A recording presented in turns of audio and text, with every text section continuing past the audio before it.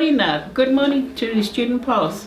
I'd like to welcome, we've got Tania Tapsell, who's the councillor for Rotorua Lakes Council here this morning, and we're just going to ask her a few questions, see how she feels about different things of her as being a student and as a councillor. Morena, Tania. Morena, Ki thank te you. piha koe? Tēnā pai. Oh, kia ora. Right, the first question I want to ask you is, tell us about when you were a student. What did you study and where? Oh yes, so I was a student here back in 2008 and 2009, almost 10 years ago now, and I first started studying the diploma in business and then went on to study a diploma in marketing as well. Kia ora. And how did you find your stay here? Oh, it was awesome. I was actually a high school dropout at the time, which is it's not very well known. So yeah, so I was 16. I had left school, didn't really know what I was going to do, but I knew what I wanted to do, and that was business studies. And through the guidance of the staff here at what was Wairehi, now Toiho Mai, through their guidance, I got onto the diploma in business and started on the right path. Ka pai, so there is still hope for students who drop out of school. They can come to Polytech and carry on. Absolutely. And the thing about education is it's never too late to learn as well. So while my journey in education started very early, hey, you could be 30 years old and not knowing what to do and still come along. Kia ora. Oh, so that's good, because that's what I'm telling a lot of students, that you can still come back here. Yeah. You know, you're never too old, and at my age, well, if I can come back, they can. They can do it. Absolutely. And it's good to show an example that, you know, you can show them that if I can do it, they can follow the same trend. The second question is, what do you enjoy about being a councillor?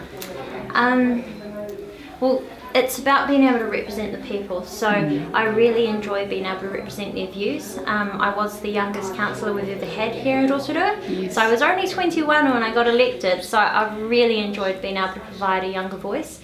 Because the average age is about 60 years old. So that's a significant gap between the young students, the young families, the young professionals, you know, where the decisions really impact their lives. It's a big gap in representation on those people on the board. So I've been enjoying being a voice for them. Excellent. And so do you cover right across the board with all cultures? Yes, diverse? absolutely. Yeah. So, and it's quite awesome because we've recently become a bilingual city, and what we've found with that is it's actually opened up the doors to all cultures. Excellent. So while we're bilingual and we're Māori and Pākehā, it's actually acknowledging and recognising that there's a variety of cultures that make up our community. Because we've got a very big migrant community here in Rotorua. Yeah. Yes.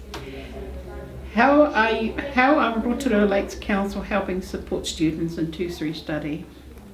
It's a good question actually, because it's not necessarily our core service, which is infrastructure and stuff, but what we do is to ensure that we do support the community is we have community grants, and so we have 400,000 per annum per year that we open up for funding so people can apply, organisations can apply, and we've actually assisted Student Pulse twice recently, so it's through those community grants, and also actually through things that we do like providing parks and reserves in our facilities such as the aquatic centre and the library. Kia ora. Oh, that's a big area. Yeah, we do a lot of things. That's a big portfolio. Yeah.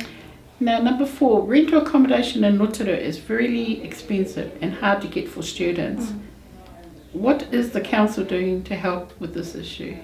I can totally relate to this issue because I myself had been looking for a rental for quite some time and still trying to be a first home buyer at the moment, so totally acknowledge that there's an issue.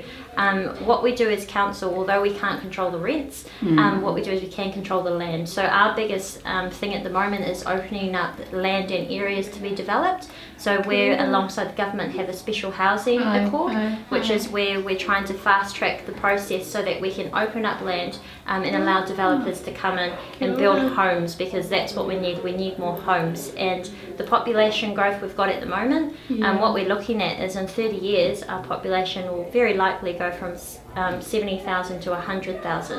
Oh. So we've got a problem now in council, we're looking at it and we're saying, well, what's going to be the future, and trying to cater for that. So to match that population, we're going to need 500 new homes per year. So that's why that's why we're putting a lot of emphasis working alongside government to try to get get more homes here in Rotorua as quickly as possible. Because it's a big issue, isn't it? Certainly. And the other thing we do in council is we make sure that homes are safe and sanitary. So through our regulatory services, we make sure that those rentals are appropriate for living in, and we have homes that match needs. Oh, that sounds really good, because we, even with our international students coming here, it's not easy for them to get accommodation either. So if we can, formulate something to help all students, both our domestic and international, it's a good idea.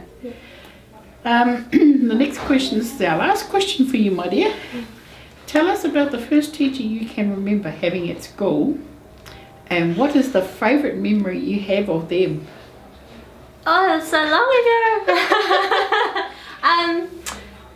Actually, no, what I want to talk about is I want to talk about one of my first teachers here at Rotorua Mai. And he was a lecturer called Jack Keir, and I believe he still is around actually. And he was hugely significant in my success here. So, like I said, I came when I was very young, 16, didn't know what I was doing.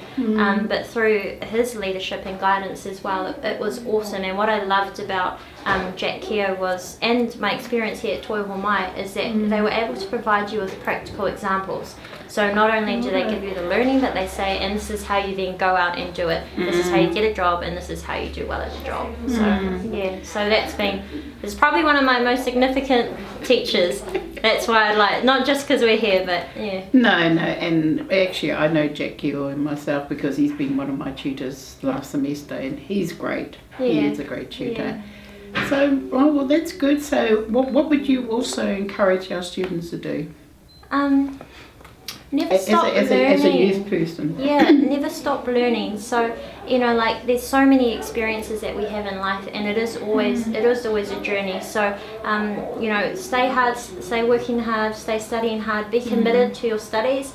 Don't worry if you don't finish it in the time that you're expected to. Everyone has life come up, but as long as you finish that qualification. And then later on in life, if you feel like you need to upskill, you've always got education. It's never too late. Never too late. Oh, kia ora. Thank you for coming along this morning, Tania, because it's good to hear your views as the youth counsellor, and we most appreciate it. On behalf of Student Post, we'd like to thank you for coming along this morning. And kia ora, Student Post. This is our interview with Tania, and it's been great to have her here.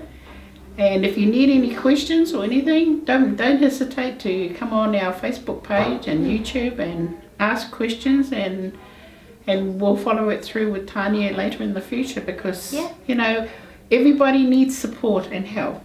And thank you for this time, Tania, and You're most kia ora. welcome. Kia ora. Kia ora. Bye bye. Ka kite anō.